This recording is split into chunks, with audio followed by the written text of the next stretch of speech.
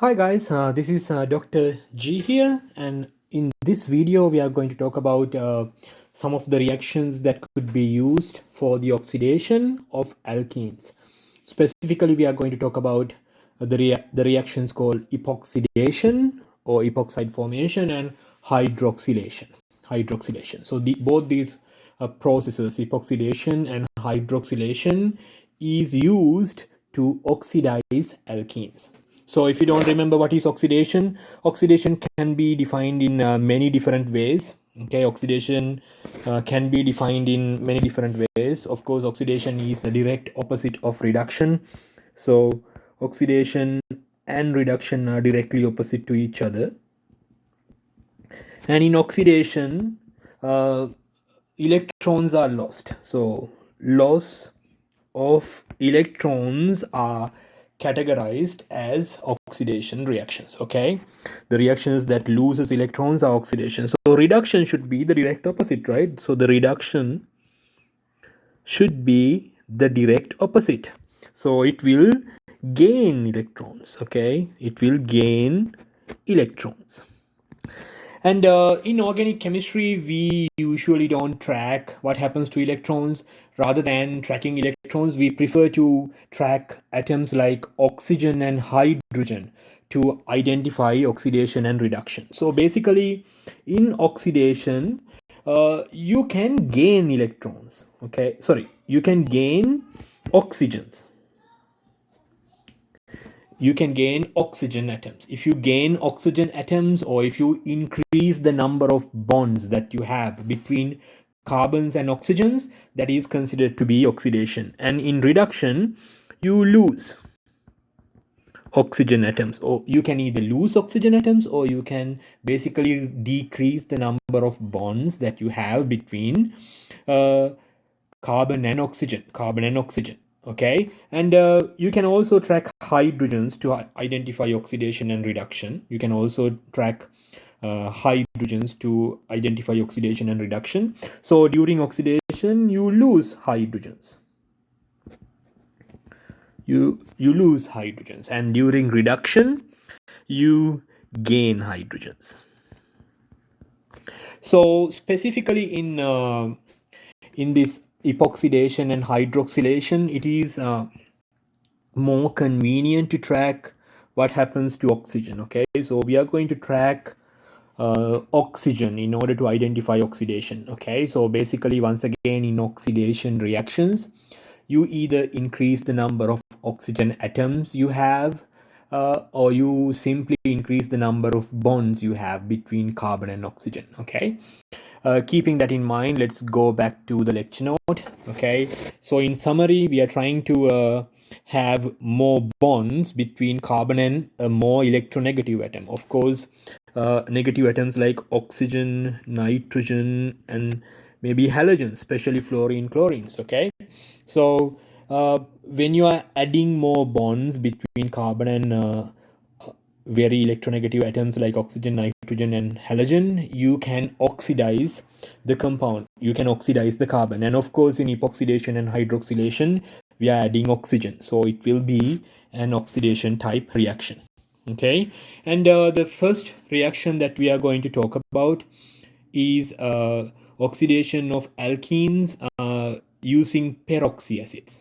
Okay. Using peroxy acids. So the general formula for peroxy acids is RCO3H. Okay, RCO3H.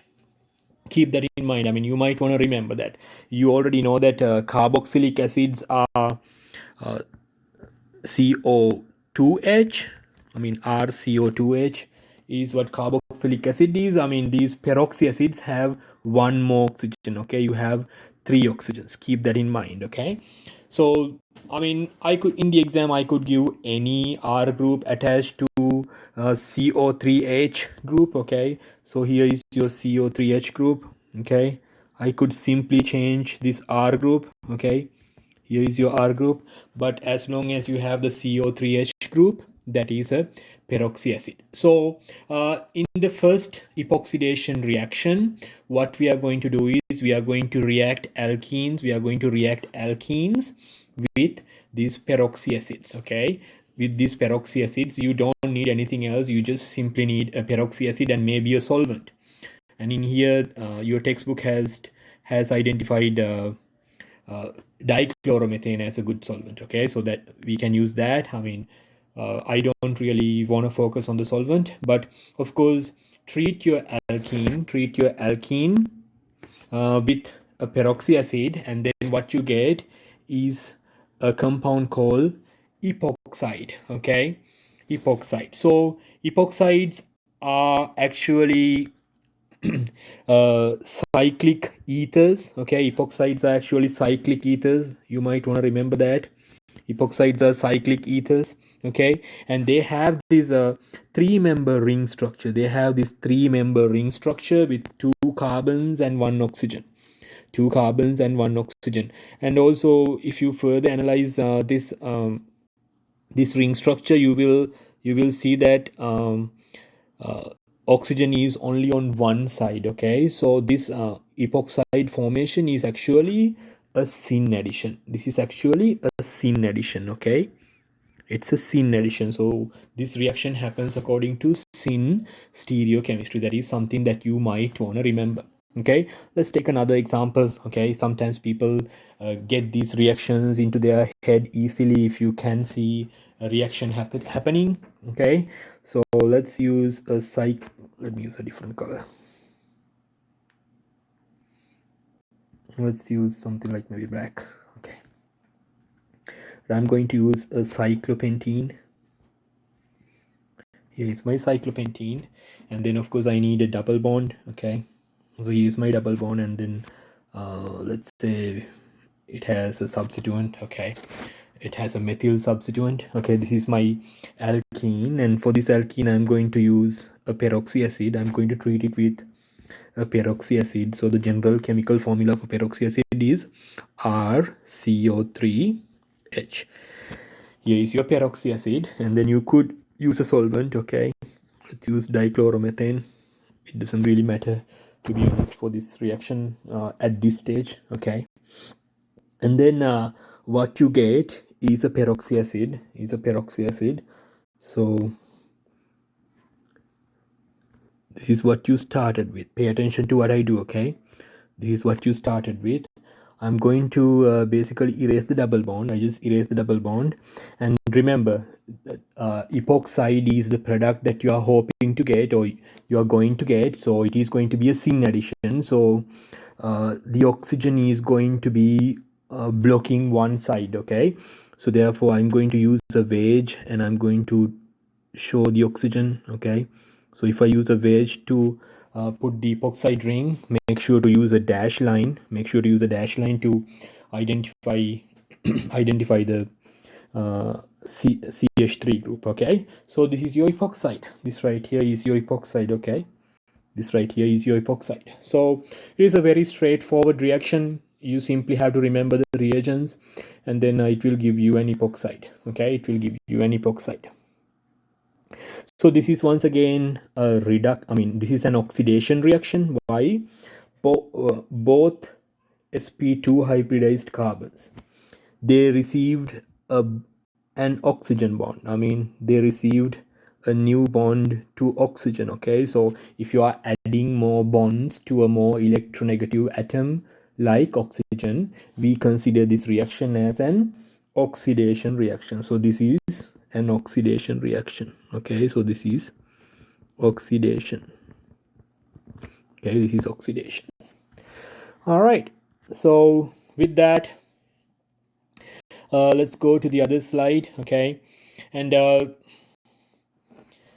in here you can again see that, okay, I have mentioned that this reaction, this peroxy acid formation is a syn addition, or it happens according to syn stereochemistry. So oxygen is going to be present on one side of the ring. Okay, and in here I'm also discussing, or I have actually given you a reaction for another oxidation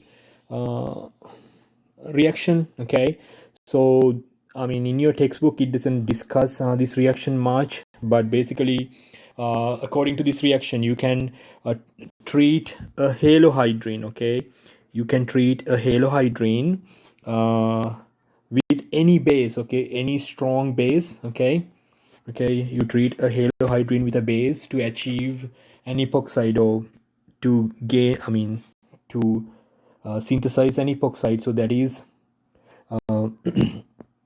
something that you might want to remember. Okay, so let's put this reaction into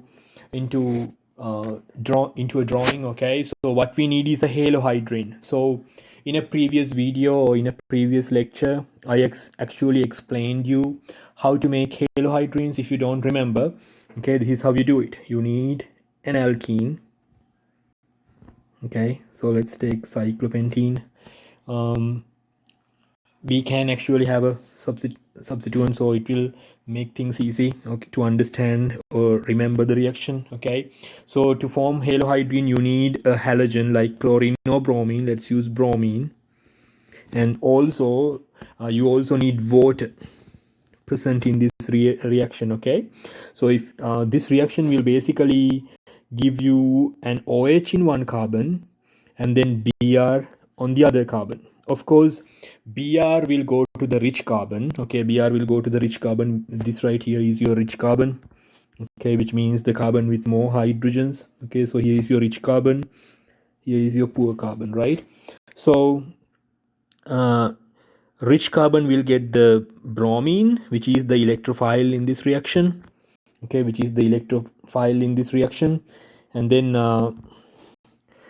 poor carbon will get the OH. And the other important thing about this reaction is that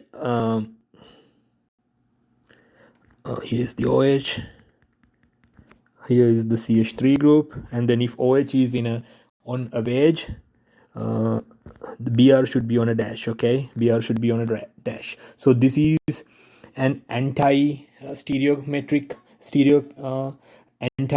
So basically OH and Br will be trans to each other. That is why I put a wedge for OH and a dash for Br. Okay, so this is an anti-stereochemistry. Okay, this is anti-stereochemistry. Keep that in mind. Okay, and here is a halohydrine. So if you treat a halohydrine, with any base, let's use any base. So let's just call it a B minus. Okay, here is your base. Okay, so if you use a base, what happens is that it will go through an intermolecular SN2 reaction. It will go through an intermolecular SN2 reaction and then give you an epoxide ring. Okay, it will give you an epoxide ring. So basically what happens is that the base will basically take out the hydrogen. Okay, and then forming an anion on oxygen. Okay, and then that will be attacking the carbon that has the bromine, and then bromine will leave as a bromide. Okay, so this is an intramolecular SN2 reaction. This is an intramolecular SN2 reaction giving you an epoxide. Okay, this is an intramolecular SN2 type reaction giving you an epoxide, which is this one. Okay, so here is your epoxide ring. Once again, the epoxide ring is blocking one side of the ring, and here is your CH3. Okay, here is your CH3. All right, so this is how it happens, and of course the bromine will leave as bromide. This is how it happens. Okay, this is treatment of a halohydrine. This is halohydrine, by the way. Here is your halohydrine, and we already discussed how to make halohydrines from alkenes. And then if you treat a halohydrine with any base, this right here is your base. Okay, this is your base. Okay, you will get an epoxide ring. So this is not in your lecture note it is not well detailed, so you might want to write this down in your note.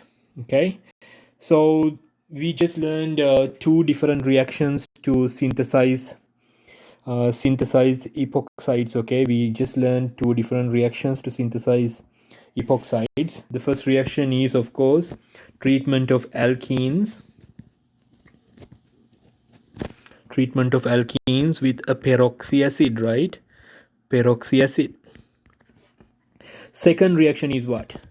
Conversion of an alkene into a halohydrine.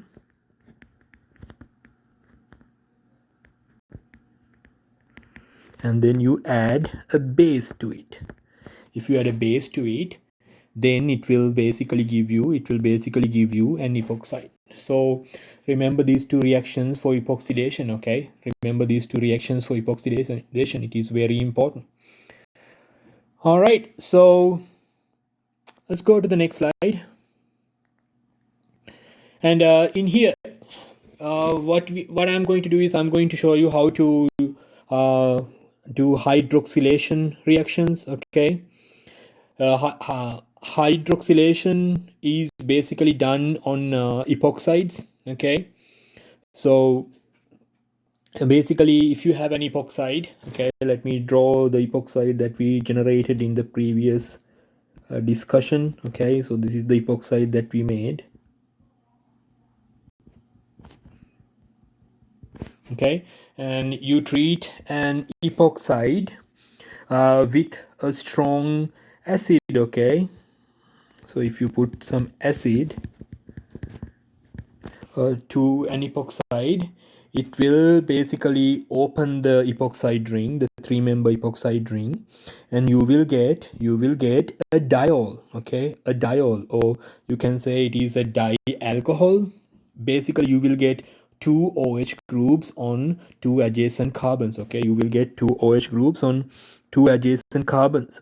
And the other important thing about this diol is that the two OH groups will be on the two opposite planes. So this has trans stereochemistry. Okay, so one OH group will be on the wedge and the other OH group will be on the dash. Don't forget your CH3. Okay, so the most important thing is that this reaction happens according to trans or anti-stereochemistry. Okay, it happens according to anti-stereochemistry.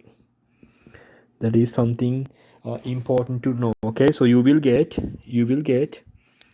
a 1 2 1 2 diol. 1 2 diol. In this reaction you will get a 1 2 diol. All right, so this is the first hydroxylation reaction that we are going to talk about. Okay, where you are treating your epoxide with acid catalyzed water, and it will produce a 1 2 diol, which is also trans. Okay, so this is a trans 1 2 diol. Keep that in mind. Okay, this is very important. It is not cis, but it is trans. So let's talk about the other reaction, the next reaction. Let's go to the next reaction. Okay, so in here, what we do is we take an alkene and we treat alkenes with osmium tetroxide, OSO4. Okay, osmium tetroxide. So you take your alkene. In here I have 1 2 dimethyl cyclopentene. You treat 1 2 dimethyl cyclopentene with osmium tetroxide, and this will give you a 1 2 diol, just like before. Okay, just like the previous reaction, it will give you a 1 2 diol, which is great. Okay, but the thing about this 1 2 diol is that it is going to be cis. The previous reaction gave you a trans 1 2 diol, right? But this reaction, guys, is going to give you a cis 1 2 diol. Cis 1 2 diol. Let's take an example. Okay, let's take another example. So let's take a cyclohexene ring. Okay, here is a cyclohexene ring. I want to use a different color. Give me a second. Okay, all right, here is your cyclohexene, and I'm going to use a methyl substituent on one of the sp2 hybridized carbons. Okay, all right, so this is your compound, and then you are going to treat this with peroxy acids. Let's do peroxy acids. Okay, so RCO2 CO3H, I'm sorry. You're going to treat this with peroxy acids, and then what you get is an epoxide. You know that by now. You're going to get an epoxide where the oxygen is going to shield one side of the ring. And then if you treat this epoxide with acidic water, okay, what you are going to get is a diol. You're going to get a diol. The thing about this diol is that it is going to be a 1,2 diol where the two OH groups are going to be trans to each other. Okay, so the compound that you get is actually a trans 1,2 diol. It is going to be a trans 1,2 diol. Okay, so if you take the same compound, okay, same compound, but if you treat it, excuse me, let me use a different color. If you treat it with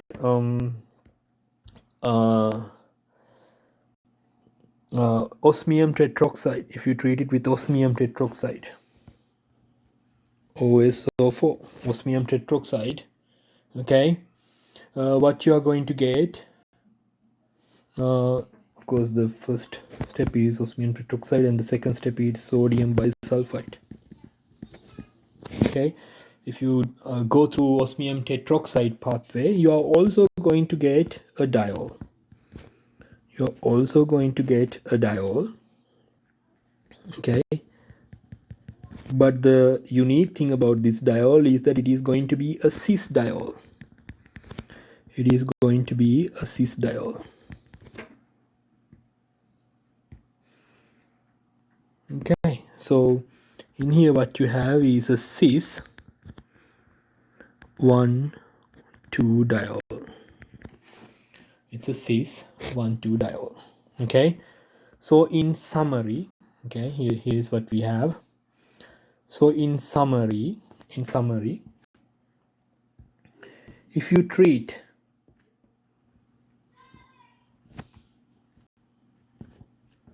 a cyclohexene with let's say peroxy acids in the first step,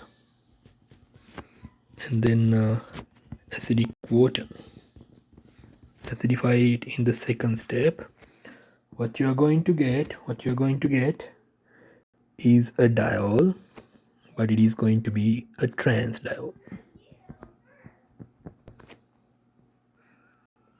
It is going to be a trans diol. It is going to be a trans 1,2 diol. Okay, it is going to be a trans 1,2 diol. But if you treat the same compound with osmium tetroxide,